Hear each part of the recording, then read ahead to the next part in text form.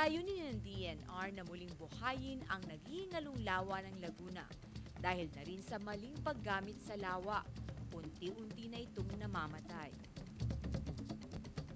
Kami po trabaho namin ay talagang magmanman, gumawa ng programa, mag-monitor, magbigay ng direksyon, at hahanda po kami tumulong sa prosecution. This year is enforcement year for the DNR, and as our theme for this year celebration, yung lupa at tubig ay buhayin, ang hangin ay linisin, batas ay tuparin. Yung batas tuparin, importante yan. That's the only way to get everybody being part of the solution and not part of the problem. Well, actually, continuing effort ito ng DNR. Inuna namin yung Manila Bay. So with the partnership with the local government unit kay Gov Ayong, nalinis natin yung Cavite side, tapos yung Parañaque, Las Piñas. Ito yung continuing effort ng DNR hanggang dito sa May Bataan.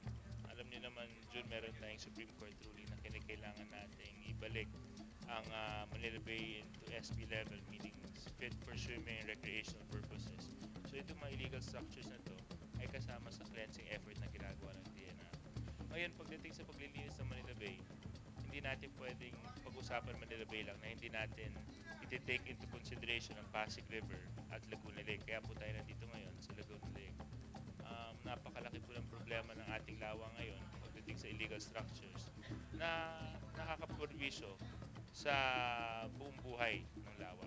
Isang part lang to ng cleanup ng bay, yung mandamus order ng Supreme Court.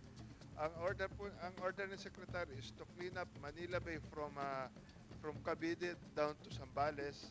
At ito kasing Laguna de Bay is tributary to sa Manila Bay. So, isang priority ng Secretary at Chesa is to clean up Laguna Bay, at lalo na ngayon marami ng pollutant sa ilalim nito at isa pa sa cost ng mga illegal structures.